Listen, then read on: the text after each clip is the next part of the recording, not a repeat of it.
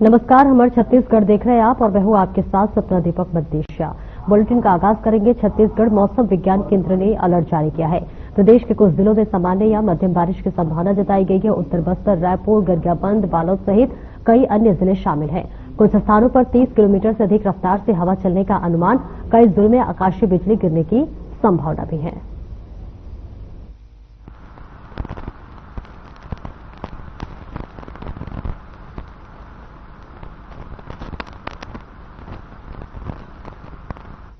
और देखिए, आकाशीय बिजली गिरने की लगातार संभावनाएं जताई जा रही है। मौसम विभाग लगातार लोगों को अलर्ट करता हुआ नजर आ रहा है, जिसके लिए आपको बता दें कि मौसम विभाग ने केंद्र से जो है अलर्ट जारी किया है। प्रदेश के कुछ जिलों में भारी बारिश की भी संभावना जताई गई है और आकाशीय बिजली के भी गिरने की संभावना जो है वो जताई जा रही है। तो देखिए, तस्वीरें आपको बता रहे, कुछ स्थानों पर 30 किलोमीटर से अधिक की रफ्तार में हवा चलने का अनुमान जताया जा रहा है। कई जिलों में आकाशीय बिजली गिरने की भी संभावना जताई जा रही है और इसके अलावा कई तरह के देखिए अलर्ट जारी किया गया है मौसम विभाग की तरफ से। और ये देखिए तस्वीरें आपको दिखा रहे हैं, जहां पर मौसम विभाग लगातार लोगों को हिदायत दे रहा है। छत्तीसगढ़ और रायपुर मौसम विज्ञान केंद्र ने जो है सूचना ये जारी किया है, जिसकी तस्वीरें हम आपको लगातार दिखा रहे हैं। प्रदेश के कुछ जिलों में सामान्य या मध्यम बारिश की भी लगातार मौसम विभाग की तरफ से संभावना जो है वो जताई जा रही है। उत्तर बस्तर, रायपुर और इसी के साथ साथ बालोद सहित कई जिले ऐसे हैं जहां पर अलर्ट किया गया है। कुछ जगहों पर 30 किलोमीटर से अधिक की रफ्तार से तेज हवाएं चलने की जो है वो अनुमान जताया जा रहा है। इसके अलावा आकाशीय बिजली गिरने के लिए भी लगातार लोगों को इसके लिए हिदायत दी जा रही है।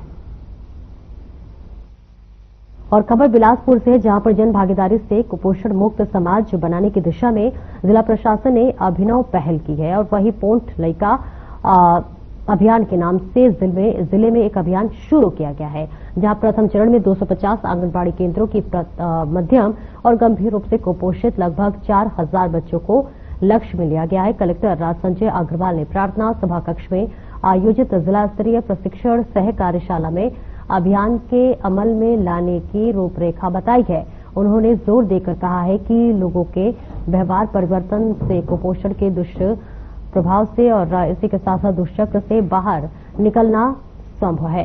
इसके लिए भारी भरकम बजट की जरूरत नहीं है। साथ ही उन्होंने कहा है कि स्थानीय रूप से उपलब्ध संसाधनों और प्रचलित सरकारी योजनाओं के तालमेल से इस अभियान की जो है सफल किया जा सकता है। और अभियान का जिले में संचालन एम्स रायपुर, यूनिसेफ और इसी के साथ साथ स्कोप 4N के सहयोग से किया जाएगा, जहां आगामी 6 महीनों से लक्षित बच्चों को सुपोषित करने की समय सीमा रखी गई है। और इस अवसर पर जिला पंचायत के CEO Sandeep Agarwal, CMHO doctor Pramod Tiwari सहित स्वास्थ्य विभाग के अधिकारी और कर्मचारी मौजूद रहे।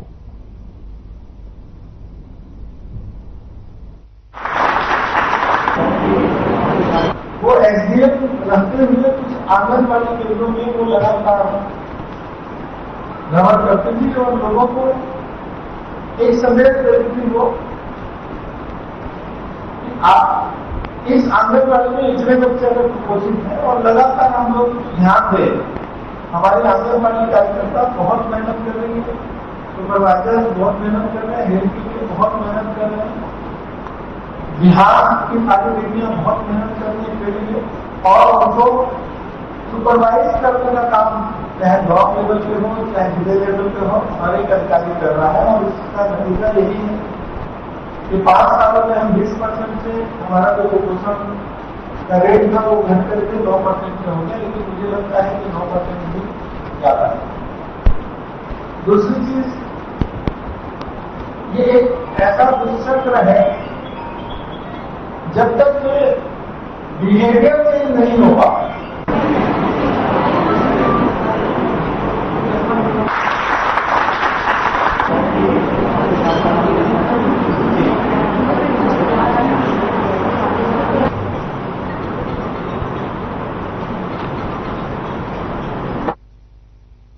और दुर्ग में 15वें वित्त की राशि आवंटन को लेकर भेदभाव का आरोप विपक्ष द्वारा लगाया जा रहा है। 24 जनपद सदस्यों में 13 सदस्य को केवल राशि का आवंटन किया जा रहा है। वहीं 11 सदस्य जो कि विपक्ष में हैं, उनके साथ पक्षपात कर राशि नहीं दी जा रही और साथ ही जनपद पंचायत दुर्ग में निश्चित समय पर अवधि में 2 बार चुनाव कराने के बाद भी समितियों के सभापति का गठन नहीं किया जा सका और इस बीच उक्त समितियों को शून्य घोषित कर वो समिति में समायोजित कर समिति की कार्रवाई कर बैठक किए जाने के लिए मांग को लेकर जनपद पंचायत की 11 सदस्यों ने जिला मुख्यालय पहुंचकर अपनी इन्हीं मांगों के लिए ज्ञापन दिया है और इसी के साथ साथ जल्द से जल्द मांगों की पूर्ति के लिए अनुरोध किया है।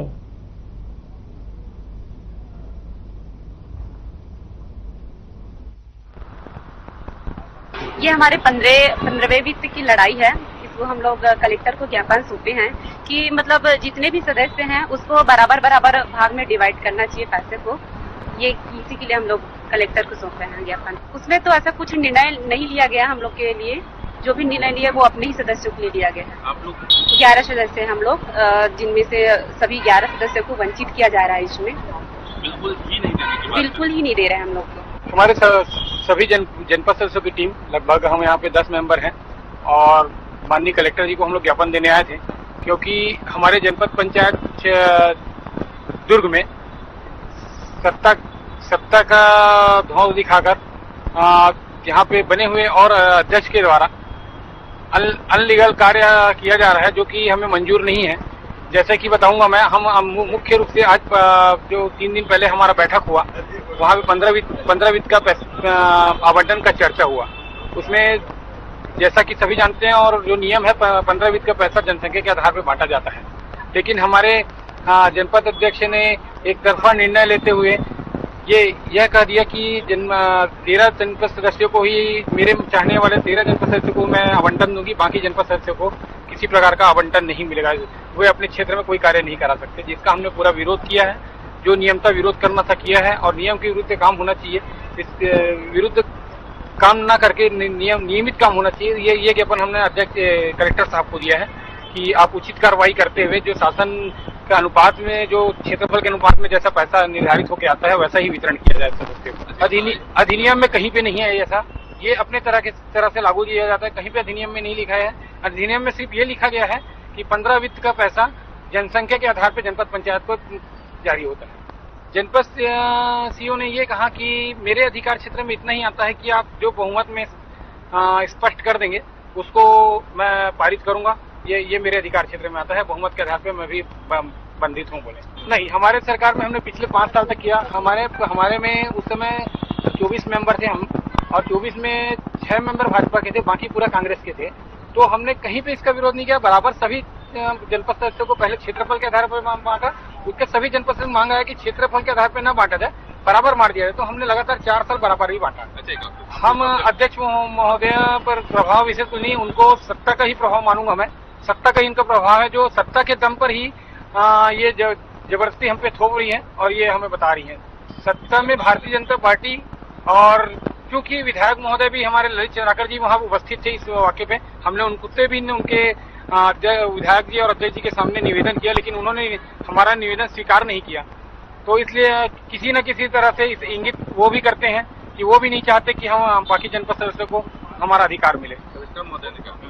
कलेक्टर महोदय ने कहा अगर यह नियम में होगा तो मैं इसको आगे, इसमें अगर नियम में आता होगा तो बिल्कुल मैं आपको न्याय मिलेगा। इसमें मूल रूप से जो भी आज कल अनुमोदन होना था वो 24-25 का पैसा अनुमोदन, जो कि पूर्व सरकार और पूर्व हमारे जनपद सदस्यों को बचा हुआ राशि है, जो चुनाव के कारण नहीं आवंटन हुआ था।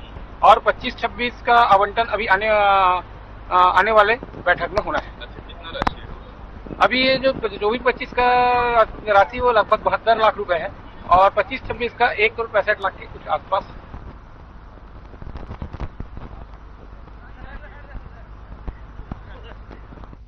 और आगे बढ़ेंगे जहां कोल स्कैम और डीएमएफ घोटाले के आरोपियों की रिहाई के बारे में जानकारी है कि 6 आरोपियों को सुप्रीम कोर्ट से अंतरिम जमानत मिली है, लेकिन पेपर क्लियर करने के देरी के कारण जेल प्रशासन ने अनुमति नहीं दी है।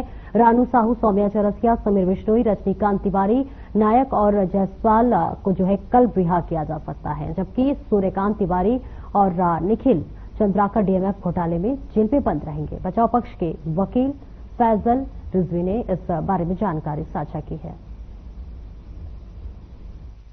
सुप्रीम कोर्ट ने जो बेल ग्रांट की है उसमें 8 लोगों की जो बेल ग्रांट हुई है और उसमें 6 लोगों के खिलाफ जितने भी केसेस उसमें सब में हो गया था, बेल हो गई है।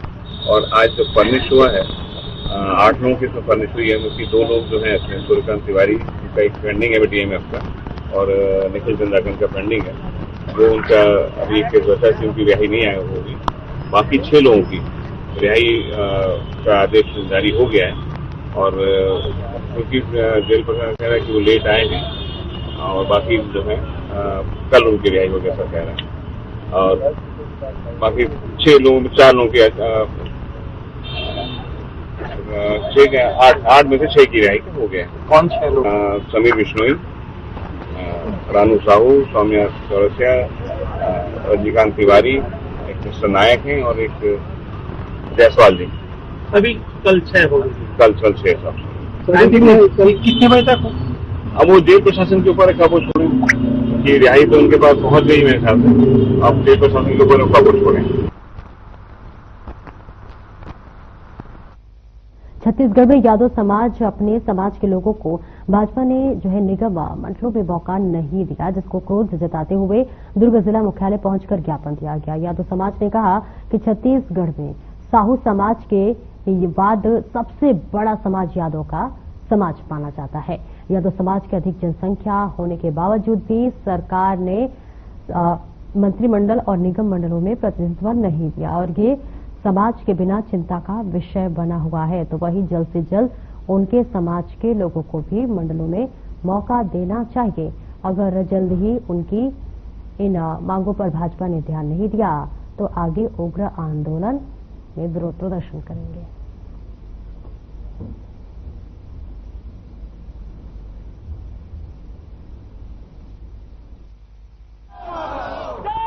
नहीं, ये सर्व यादव समाज की मांग है।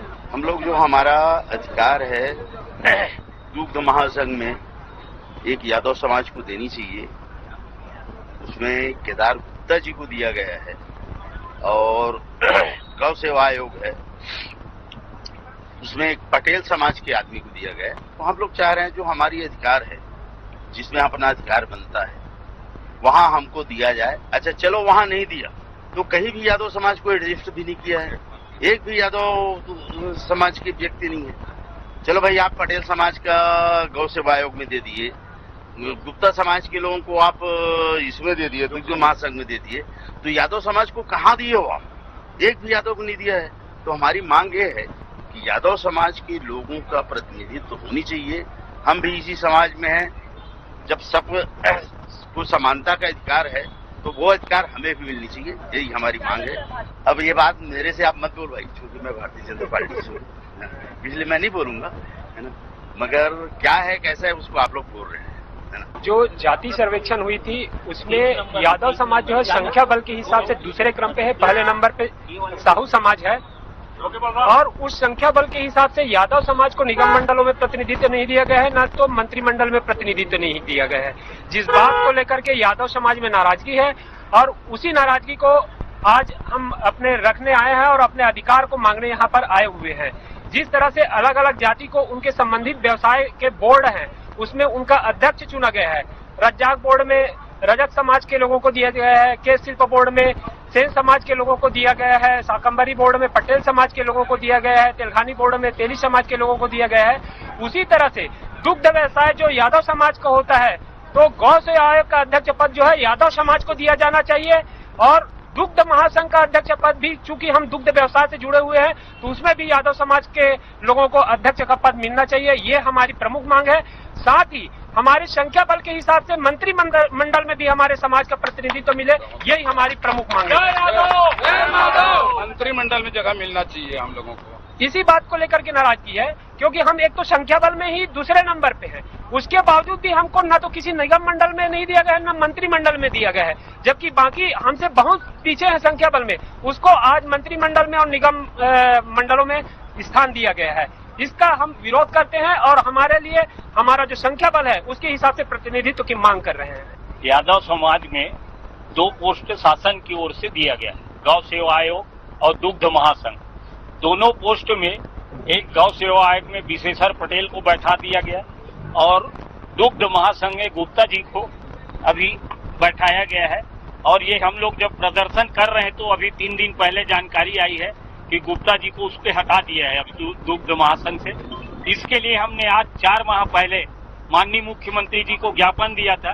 तो हमने कहा था कि भाई दुग्ध संघ और गौ सेवा आयोग ये दोनों यादवों का है, ये दोनों पोस्ट में आप किसी भी हमारे छत्तीसगढ़ के यादव को रखा जाए। हमारे यहाँ भी यादव संघ जो है कई प्रकार के हैं, तो कोई भी यादव को रखो, लेकिन हमारे छत्तीसगढ़ का निवासी होना चाहिए। उन्हीं यादवों को रखने के लिए आज हमने पूरे प्रदेश में, पूरे हर एक जिला में हमारे लोग ज्ञापन दे रहे हैं। 1 तारीख तय किए हैं, 30 तारीख को ही हर एक जिला में ज्ञापन दिया जाएगा और हर एक जिला में हमारे राज्य वार और जनप्रतिनिधि, निगम मंडल के लोग और साथ ही हमारे जिला मंडल के पदाधिकारी यादव समाज के सभी जगह ज्ञापन दे रहे हैं। और ज्ञापन में एक ही मांग, ये 2 मांग है कि हमारा जो है यादव समाज में यादव की ही भागीदारी होनी चाहिए। अगर हमारी मांग नहीं मानी गई तो हम जो है 15 दिन का अभी देखेंगे, माननीय मुख्यमंत्री या राज्यपाल महोदय बैठक में नहीं बुलाएंगे। उसके बाद हमारे समाज में बैठक होगी और बैठक में हम लोगों ने तय किया है कि जून माह में माननीय मुख्यमंत्री के बंगला का घेराव किया जाएगा पूरा यादव समाज मिल करके। और उसके बाद भी अगर नहीं माना तो हाई कोर्ट में हम लोग ये लगाएंगे कि ये दोनों पोस्ट को यादव नहीं चाहता है तो हम उस पोस्ट को एबालिश कर दो। आप जब यादव की भागीदारी ही नहीं तो उस पोस्ट को हम क्यों रखें? हम पटेल के पीछे क्यों झूमें? हम छत्तीसगढ़ में द्वितीय नंबर में है, प्रथम नंबर में साहू समाज है जनगणना के हिसाब से, दूसरा में यादव है। आज 35 लाख यादव की संख्या है। उसके बाद हम लोगों को किनारे जो किया जा रहा है, मैं प्रदेश अध्यक्ष बुलेंद्र यादव, यादव समाज का प्रदेश अध्यक्ष का दायित्व है।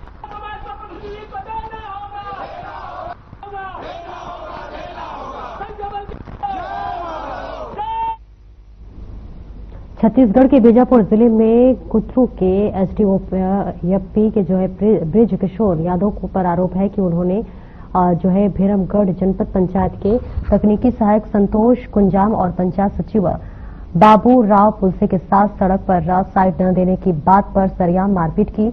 मारपीट इतनी गंभीर थी कि पीड़ितों को गाड़ी से उतारकर बंदूक की नोक पर जमीन पर गिराकर जूते और डंडे से मारा गया और वही साथ ही जाति सूचक शब्दों का भी इस्तेमाल किया गया। वही घटना के विरोध में आपको बता दें, पंचायत और ग्रामीण विकास विभाग के कर्मचारी सचिव संघ और मनरेगा महासंघ के सदस्य आक्रोशित हो गए। इस बीच आपको बताते चले कि कर्मचारियों ने भैरमगढ़ थाने का घेराव किया और एफआईआर दर्ज करने और दोषी पुलिस अधिकारियों पर इस कार्रवाई की मांग की है।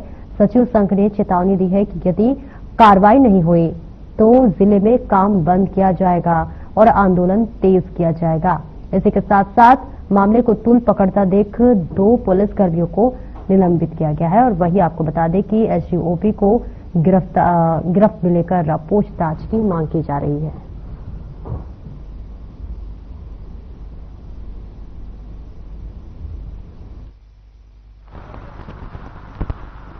हम लोग फील्ड ओवर को विशाखापट्टनम से आ रहे थे आवास का निरीक्षण करके। आवास का निरीक्षण करके आने के बाद हम लोग कुमला के पुलिया के पास पहुंचे। सामने चक्र पुलिया था, उसके बाद देखे सामने गाड़ी आ रहा है। हम लोग गाड़ी का अपना एक वन में होने का धीरे से हम लोग गाड़ी को पास में किए। उसके बाद एक ड्यूटी आया, इस ड्यूटी द्वारा गाड़ी को साइड में करके कांच खोल बोले। कांच खोलने के बाद मेरा कुछ इस ड्यूटी द्वारा कॉलर पकड़ा गया। कॉलर पकड़े खींचने के बाद नीचे पट्टा और अपने एक गार्ड था उनके साथ वो एक गन पकड़ा था, गन मेरे ऊपर टिका दिया गार्ड। उसके बाद वो ड्यूटी था, वो नीचे पटका अपने जूते से मेरे सर में पेट वेट सीने उन्हें पूरा लाभ भूसे से पिटाई कर दिया। वही हम लोग एक कोई बगल अगल कोई भी एक गार्ड था जो बाबूराव पुलसे मेरे सचिव साथ में था, उनको पकड़ के मार रहे थे। फिर मैं बोला बाइक मैं चला रहा कार मैं चला रहा था, बोला कि वो गार्ड था वो भी मेरे पास है। फिर तीनों मिलकर मेरे भी मार रहे थे। मैं बचाओ करके बोल रहे, कोई वहां पे बचाने वाला भी नहीं आया। फिर हम लोग मेरे साथ था सचिव, वो बोले कलेक्टर को बताता हूँ, जिला सेवक बताता हूँ, जनपद सेवक बताता हूँ। तो बोले कौन हो कौन का क्या कर लेगा करके बोल रहे थे। कोई कुछ नहीं कर सकता मेरा कर। फिर वही एसडीओपी नेमेड़ थाने में फोन किया। नेमेड़ थाने में फोन करने के बाद ये बोला ये गाड़ी नंबर है, ये वाला गाड़ी वाले आएंगे, दोनों कोई भी केस या धारा कोई अंदर कर दो करके। फिर हम लोग ले दे के अपने जान माल की रक्षा किए। बहुत एकदम बुरी तरह ठोका गया हम लोग। मैं तो जान के भीख मांग रहा था उन लोग, बचा दो भैया बचा दो करके। गलती नहीं था तभी गलती हो गई। कोई वाद विवाद नहीं हुआ, सीधा एकदम सरासर गुंडागर्दी है। अमानवीय कृत्य किया है एसडीओपी द्वारा मेरे साथ ही मारा मेरे को सबसे ज्यादा। जो प्रेस विज्ञप्ति जारी किया है सरासर झूठ है, बकवास है।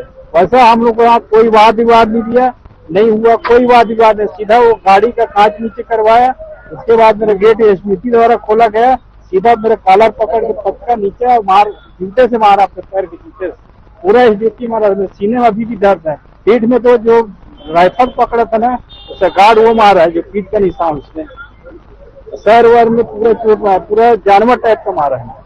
मार रहा था उसका जो ड्राइवर था, इनको मारा, फिर उसको इनको बचाने के लिए मैं अपने ऊपर लिया कि मैं ड्राइवर हूँ, तब इनको छोड़ा। नहीं, आरोपी तो तीनों है। मेन आरोपी एसडीओपी है कुटरू का, साथ में उनका सहयोग करने वाले वो लोग भी है। वो तो एक जने उसका गन मैन था, मेरे ऊपर गन ही टिकाया था और उससे नीचे रहता उसी से मार रहा था मेरे गन से ही मार, जो पीठ में मेरा इंसान है उसी से मारा मेरे को। जो उसका ड्राइवर था वहां से लाठी उठाया या तो झाड़ी को तोड़ा, वहीं पे वो उससे मारा मेरे को। वो तो कम अड़गन का नहीं है, तीनों हो सके 2 जने वो ड्रिंक किए थे, उसमें से दोनों ड्रिंक किए थे। हम लोग था मार, हम लोग कोई सुन ही नहीं रहा था बात। देखो भाई, मैं आदिवासी समाज से आता हूँ, मेरे द्वारा उसको नाम भी बताया गया, मैं संतोष कुंजाम हूँ करके, मैं दारू वारू नहीं पीता बोला मैं। तो साला तेरा चेहरा दारू पिए टाइप का दिख रहा है, तो साला कुंजाम होकर दारू नहीं पिया, एसडीओपी द्वारा बोला गया ये सब। सीधा बर्खास्ती चाहता हूँ उसका, जो मेरे ऊपर भी था। मैं तो अभी आप लोगों का अच्छा से खड़ा हूँ, वो तो मेरे खड़ा होने भी नहीं दे रहा था, वो तो मेरे जान के दुश्मन बन गया। क्यों मरेगा, क्या करेगा साला करके बोला। तो जानवर टाइप का मारे थे ना, मैं वहां पे उसके पैर में गिर रहा था, तीनों के पैर में गिरा मैं। छोड़ दो भाई, मेरे बाल बच्चे हैं, मेरे बीबी है, बच्चे हैं करके तभी छोड़ा थे। तो कुंजाम नाच करवाने गए थे, फिर 3 घंटा लगाए, हम लोग पावती देकर वापस आ गए। मैं और संतोष कुंजाम पीए साहब के साथ हम लोग विशाखापट्टनम गए थे प्रधानमंत्री आवास का निरीक्षण करने, और जो काम चालू नहीं थे उनको भी हम लोग बताए हैं कि काम चालू करके बैठक लिए हैं पंचों का। उसके बाद हम लोग आवास का निरीक्षण करके वापसी आ रहे थे जुमला नाला के पास में, तो सक्रिय पुलिया को उसके चलते हम गाड़ी का साइड नहीं कर पाए हैं। उसके चलते हम लोग जब रास्ता दिए तो आगे ले जाकर गाड़ी रोक के ट्रांसफर करके कुंजम साहब को बोल के उसको कलर पकड़ के नीचे गिरा के एसडीओपी साहब और उसके गार्डमैन बहुत बेरहमी से मारे और मेरे को भी मारे हैं। व्यापार बंदूक की नोक भी टिकाए थे कुंजम साहब, और गाली गलौज बंद कर रहे थे। और नई में थाना में इन लोगों को बिठा के रखो और गाड़ी को अंदर करो, ऐसा करके भी बताया। और गिलती और कलेक्टर साहब भी ये लोगों को कॉल कर करो, तुम लोग का दम है तो मैं बात कर लूंगा, ऐसा भी बोला। और जनता सीओ साहब के पास मैं कॉल कर रहा था तो बोले मोबाइल क्यों निकाला, ऐसा करके मुझे भी धमकी दी।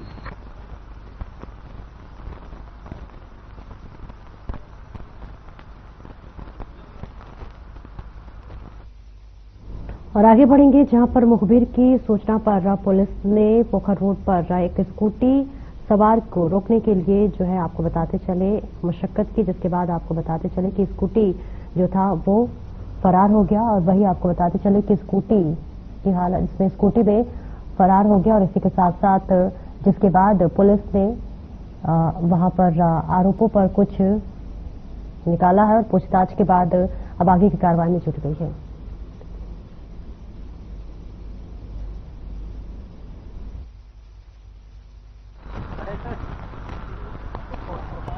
एक 23 तारीख का एक मामला हुआ था। 23 तारीख में दारू की सूचना थी, जिसमें दारू को लेकर एक परिवहन करने की सूचना थी अवैध रूप से। तो 23 तारीख को प्रयास किया गया था नाकाबंदी करके, तो उसमें एक बाइक मिला था और उसके में दारू रखा हुआ 30 हुआ। उसमें एक आरोपी फरार हो गया था उसी दिन से, और अपराध कायम करके वेचना में लिया गया था। वेचना दौरान उसमें आरोपी की पता तलाश जारी था। उसी में आज दिनांक को आरोपी का पता चला। तो आरोपी का नाम प्रणय, जो कि सिंधई का रहने वाला है। पता चलने पे उसको हिरासत में लेकर पूछताछ किया गया। पूछताछ में उन्होंने जो जब्त गाड़ी है उसके बारे में भी सर्च किया गया, तो वो गाड़ी नंबर गलत लिखा हुआ था। इसमें उसके चेजिस नंबर के आधार पर सही उसे गाड़ी मालिक का पता किया गया। पता चला कि वो गाड़ी चोरी का है, जिसको प्रणय ने, जो अभी दारू में पकड़ाया है, उसने चोरी किया था। और सही और भी पूछताछ करने में उन्होंने 3 और गाड़ियों का नाम बताया जो चोरी किया हुआ। चोरी करके वो जमात पारा में कहीं पे वो किराए में रहता है, वहां पे रखा हुआ था। विधिवत उसको जब्त किया गया और उसके गाड़ी मालिक के संबंध में पता किया गया तो 3 अपराध जो है चोरी का बाइक का यहाँ पे चौकी पनकापारा में बालोद में दर्ज है और एक का पता तलाश किया जा रहा है, वो भी चोरी का है, बसंतपुर थाना क्षेत्र से चुराना बताया है। हाँ, इनका और भी है, शराब बेचने का है, और भी मामले इसके बन चुके हैं 34 से बसंतपुर थाना में। एक है मेन वही आरोपी है, एक ही है, उन्होंने खुद ही सारा अंजाम किया है सारे अपराध चोरी का।